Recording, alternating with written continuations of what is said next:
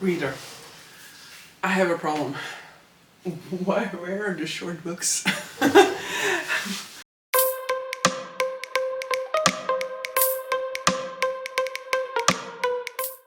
Welcome reader.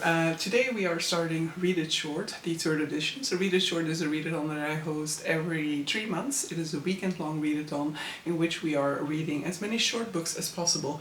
Short is relative, it is whatever you make it to be. You are also always more than welcome to join with a long book, like we just want the company. The more the merrier, the more the better the excitement for continuing to read. But so yeah, I'm going to be reading short books, except almost everything on this pile is over 300 pages long, which is sort of like my threshold for short books. And yeah, some books that are short enough, I'm saving for other things. So what are we going to do? Aside from that, this month's theme is learning, and so this could be your character and magical readathon learning for their classes, or it could be non-fiction or any type of other interpretation you want to give to learning. But when I set out to put learning on this particular month, I had non-fiction in mind for myself, because I know that I have quite a lot of non-fictions that are pretty short and that I'm just never getting around to. However, at this point in time, I'm also feeling like I have made almost no progress for Magical Readathon thus far this month. I've made no progress on the TBR almost, it seems like, this month. And so, am I really gonna lose the weekend over non-fiction books that are not gonna contribute to Magical Readathon or to reducing my TBR? So, I'm not convinced of what I'm gonna do with that yet. First of all, I have added to the TBR in order to reduce it for this particular readathon, because I'm definitely going to be reading Tiananmen, Our Shattered Hopes. This is a graphic novel about the massacre at Tiananmen Square in 1989. This has been on my want to read for a very long time, and it's basically mostly not happened yet because of availability, because I've tried to find this as an ebook, but it's always only available in the French, or I've only found it in the French in any case. And so I finally just decided to bite the bullet and buy it physically, because I do definitely want to read this one.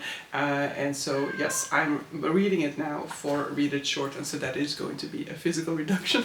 But I mean, this book arrived on my doorstep like 2 days ago, so it is also just like returning to status quo, I guess. And then there is one book on my TBR that is also short that I could get to this month. It does not fit the non-fiction one. I do hope it kind of fits the sci-fi one, because then I could kind of use it for my magical readathon calling.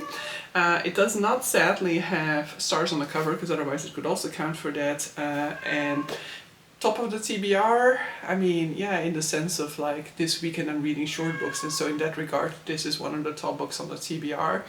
And yeah, I'm so sorry for the howling of Fate in the background, but I'm not sure why she's so needy for me. I guess it is because I haven't spent any time with her yet this morning. I've basically woken up, gone and taken a shower, gone to give her food, and then I've come here to film this update, and so clearly she is like, you are going to pay me some attention right now. But so this is another option for something that I might be reading today as well. This is The Wax Child by Olga Raven. This is the Dutch version, so that's why the title doesn't match what I've just said. And yeah, I know that her other work, which I don't physically own, definitely is a sci-fi.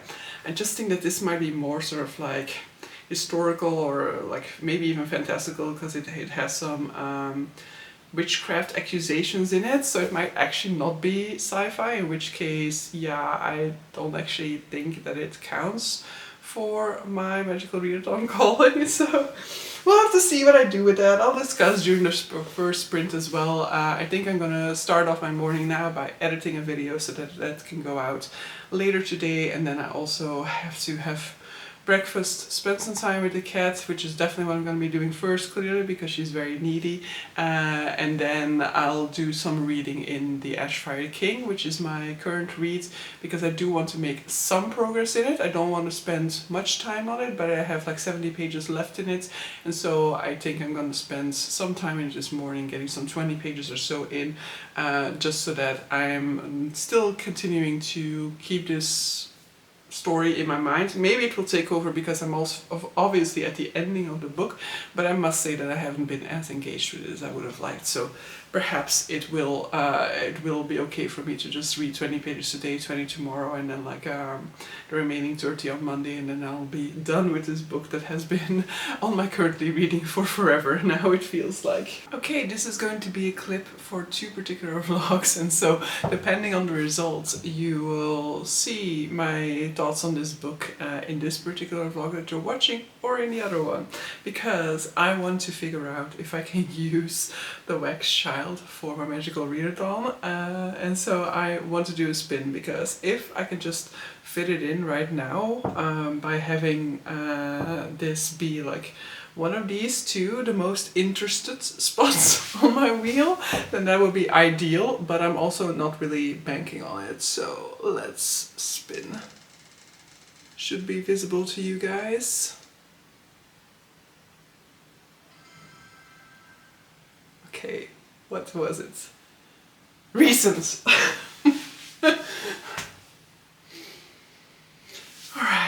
Alright, most recent, it's fine. So, yeah. I actually am now trying to remember. So yeah, if you are watching the Read It Short vlog, then yeah, sorry, this clip will end here, because yeah, I cannot use the Wax Child for that spin. So yeah, bye bye, see you later. So, most recent means this book. Oh, actually, it's actually no longer true. Actually, come back, Read It Short viewers, because actually my most recent purchase is Tiananmen 1989, which I just showed you in the previous clip. So yeah, I guess this one is going into Magical Readathon. And actually, indeed, I was not worried about that book, but that I actually also had no reason to count that one for Magical Readathon up until this point. So at least that one can count for Magical Readathon. And then, yeah, we'll see, I guess. Maybe I can do another spin. Ooh. This is opening up options. Because yeah, if I'm gonna use Tiananmen, that means that this will definitely be done today. There's no doubt about that. So I'm just going to remove recent from this spinner wheel. So you are deleted. Okay, save. And we shall spin again. Did I do anything? Am I spinning?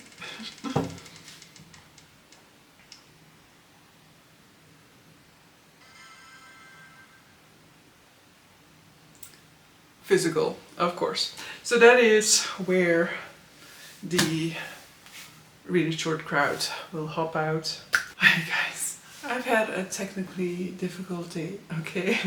I'm having a lot of technical difficulties over on Sprints because apparently my internet connection today decided to be sucky.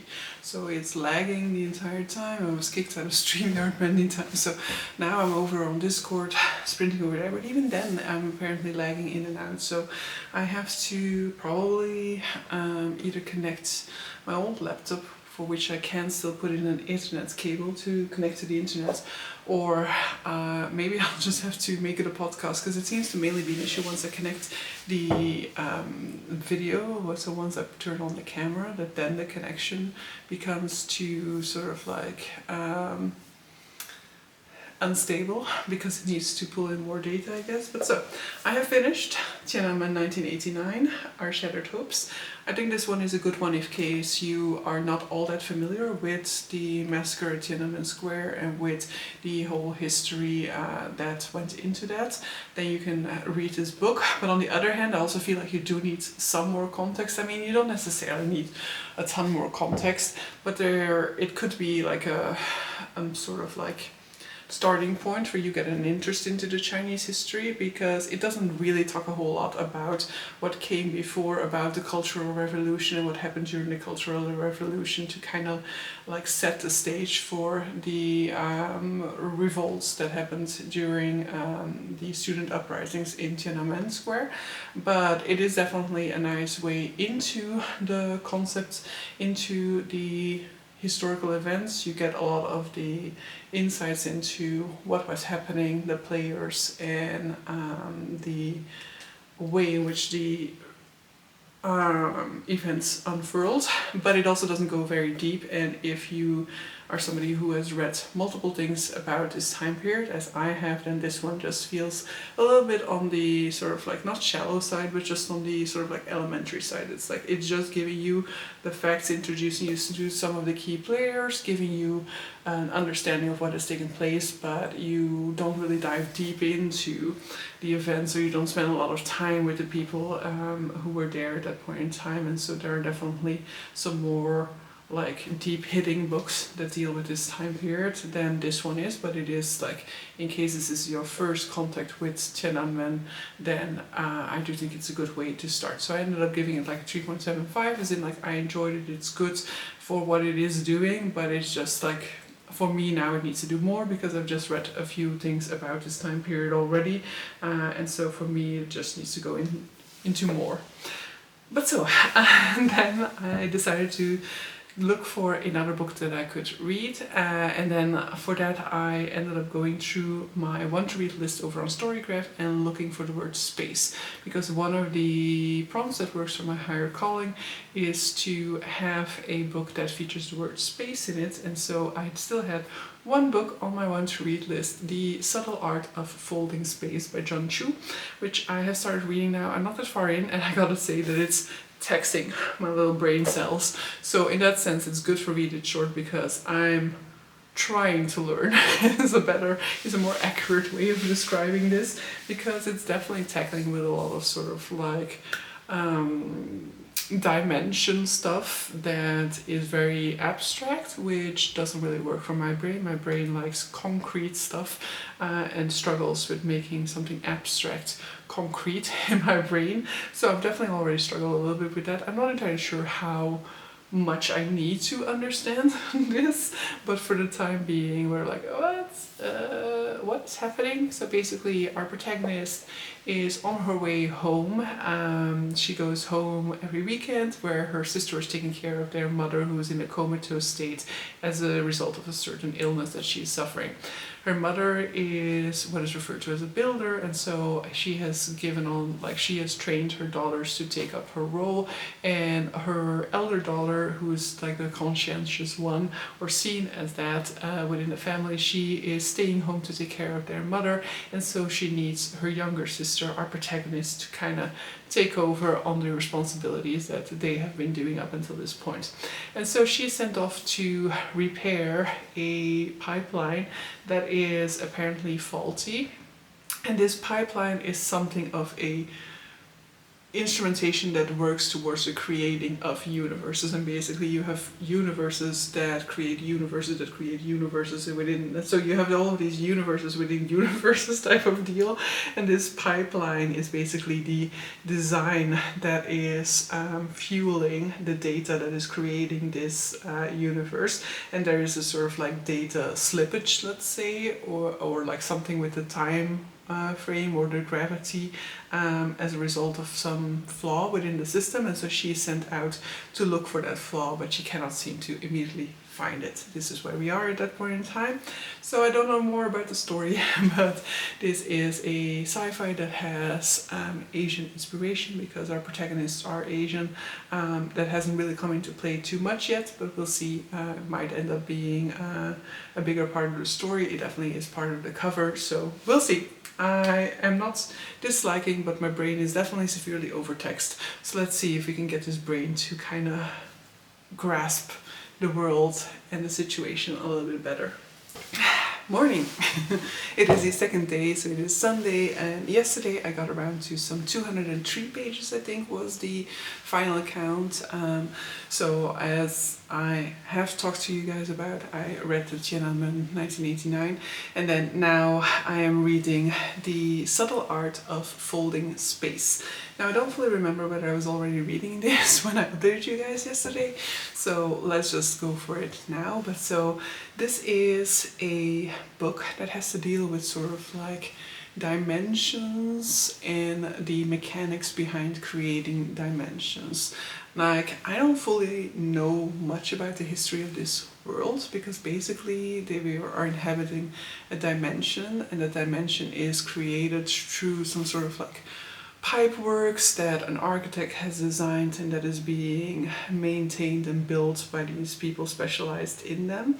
And these mechanisms basically are like a way to use quantum physics in order to build these universes, and they basically kind of estimate the most like the likely futures to come out of the present circumstance, and then like when the future is set, or like when the present changes basically, then the futures that didn't end up happening are kind of discarded, and it's supposed to only keep the information about the current presence. But there is like a fault that is discovered within the beginning of this book in the current mechanism, and so our protagonist has to kind of figure out how that fault came to be. Simultaneously, it is very much also a book that looks at family dynamics, and especially toxic family dynamics. She has been raised mainly by her sister Chris and by her mother. However, the relationship between our protagonist Ellie and her sister Chris has always been very toxic, very negative, because Chris has basically been training her from a young age and has always kind of had a need to dominate her little sister. But her, like, this takes on extreme measures, as in she like tries to kill her sister multiple times, and in her explanation she's preparing her for the day when, you know, people will come after her trying to kill her. And so, you know, Ellie kind of takes that to be true to some extent, but, you know, as she's talking about her childhood, you know, people definitely are startled to hear about the things that she went through as a child, and this definitely doesn't seem to be something not normal for people being trained in the field that she's being trained in. Now, their family also takes in a cousin who has been abandoned by his father, a guy called Daniel, and the relationship between Ellie and Daniel is a relationship that is very lovely and is one of the sort of like cornerstones of this book. I very much enjoy their relationship together, and so they together will be going off on a mission now to try and figure out whether the flaw in their universe is there by a flaw, like a design flaw, or whether it is intentional, and whether somebody is using quantum physics in order to benefit from a flaw in the system at the moment. And so yeah, I'm enjoying this one, but use the word quantum and I'm like, okay, it's gone over my head. And so a lot of these chapters have been too difficult for me, where I'm just like, okay, my brain just cannot keep up, because my brain likes concrete stuff. So I think I might have actually talked about this yesterday. My brain likes concrete stuff. It does not like the abstract, and some of these chapters are very abstract. But there are other chapters in which we just have the story like rolling along, and we're not really examining the mechanics of how this flaw potentially came to be, and then I'm enjoying it. But it's just that like my brain just cannot fully grasp all of these ideas when it comes to you know, the design of the universe, or the the travel that's happening in here and stuff like that. I'm just like, whoa, you lost me.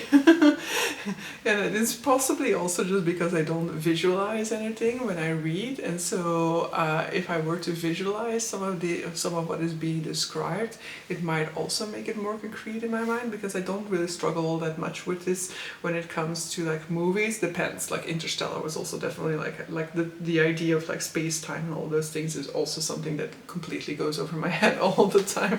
But like typically in movies, at least, it is visually, there's something clearly happening to me, and at least I understand what is visually happening. And here they're describing something that's visually happening, and even that already is like too far for my brain to kind of try and comprehend, because it's like unnatural behavior. And since I don't really transform words into images, I'm having a hard time realizing what is actually happening. So yeah, we'll see. I think I will, like I was just saying over on sprints, that I will probably kind of change to my third book for a little bit, just to like switch between those two, to kind of give my brain hopefully a little bit of an easier time on the other book. And so I will be starting The Wax Child by Olga Raven now, which will not be working for Magical Readathon, and so it actually also does not work for Read It Short, but maybe I will read something within the pages of this book that makes me say, aha, it does count for Read It Short after all. But in any case, I always say that Read It Short's theme is there to help you, to guide you if you have like a massive amount of options and you want to narrow that down, but that you can read whatever you want for it. And so let's use that to my own advantage now, because I mainly just want to get something physical off of my TBR as well, and so The Wax Child is the best option for that. Hey guys, it is Sunday evening. I have done 10 hours sprinting, 10 hours of sprinting today.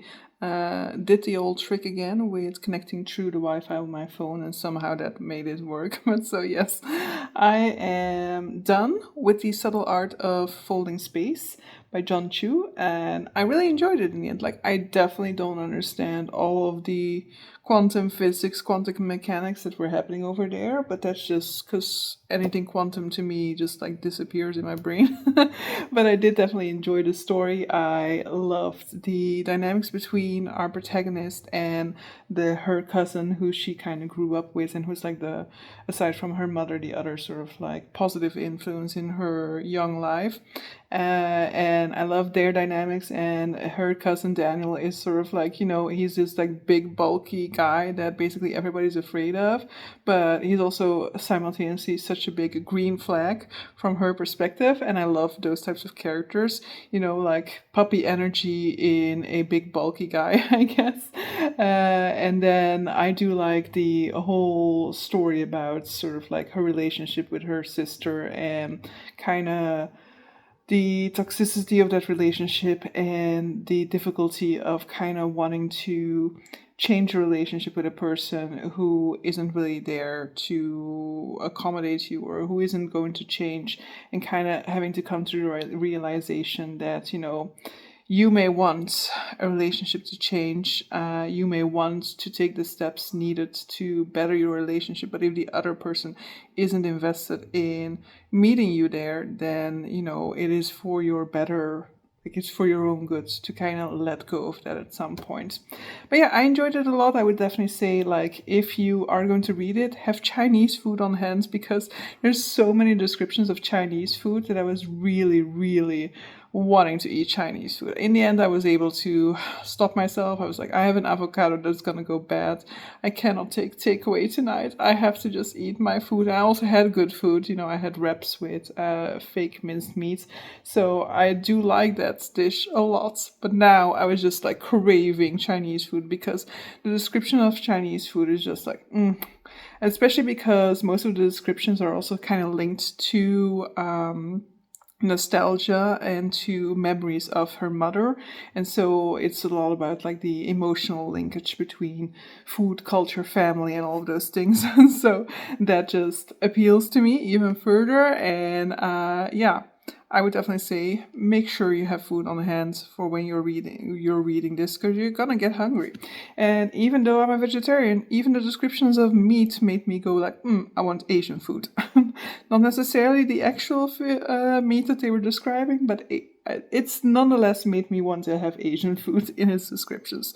And so now I'm still reading The Wax Child by Olga Raven. I'm 57 pages in. I think that is more or less going to be where I'm going to land today. I'm going to read a little bit more of it in bed, but when I move to the bedroom, typically that means that like 10 minutes later I'm asleep. So it will just be a few more pages. I'm not going to get it done this weekend. This one is interesting because it is told through the perspective of a wax doll, and she is giving her perspectives on the events that have unfurled in her town, where the person who made her, this woman called Christense, she is basically accused of witchcraft. She basically was a woman of nobility, and I don't know what her relationship is with a woman who accuses her of witchcraft, whether it's like a family relation or not, but basically that woman has had struggles giving birth, and every child that she gives birth to dies like within the first few days or something like that. And she at some point becomes so embittered from this experience and is looking at her friend Christense, who is an independent woman who does not have a husband, doesn't have a child, and she becomes kind of bitter about Christense's life, and kind of it gets it in her mind that Christense is a witch who is jealous of her and her, like normal path. And so as a consequence, because Christense cannot have it, she would have been like creating the bad luck that this woman has had, and be at the cost of her losing all of these children. And so Christense has to go on the run at that point in time. But this story is also intermixed with sort of like excerpts from I don't know what, and it's also not presented as being an excerpt, but then so occasionally there will be certain spells explained. There was this whole section about like lesbian relationships, and like how you had to, what was it? You had to like run very fast in the feet of the woman that you fell in love with until you started sweating, then drink beer or wine out of that shoe, and that would make you fall out of love with the woman or something like that. I guess drinking something out of the sweaty shoe of somebody who you've grown attracted to would potentially go a long way towards repelling that attraction, I guess. But so yes, I am not that far in so far. It's something that intrigues me, but it's like there isn't much there yet. Like, yeah, I like the narration style and I'm intrigued about the story, but I really don't know yet what we're doing with this story at this point in time. But so I'm gonna leave you guys here. I have read over 200. I read like 203 pages yesterday. I've read over that today because I think I read like 204 before I started to dive back into the Wax Child, so I've definitely read some 10-ish more pages at this point in time.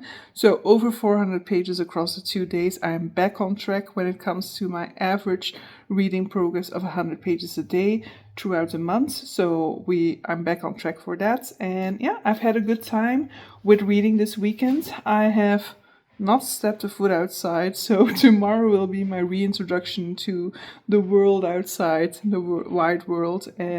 But I'm not gonna lie, I had a good time just being Hermit Cleo throughout this weekend. I hope whoever is taking part in Read It Short also had a great time with this weekend. If you are just introduced to Read It Short and you want to participate, there will be a next round within the month of July. If you want to help vote for which weekend we're going to do it, then I suggest you join my Discord in the description box down below, because usually in the month of June we will have a poll in which we decide on which weekend in the month of July we will be dedicating to Read It Short. You can also give suggestions for the theme at that point in time as well. And yeah, hope to see you for another round of Read It Short in a few months' time, and hope to just see you around on my Discord or in the comments of my videos before that. But so yeah, hope you guys enjoyed this video and see you guys for the next one. Bye!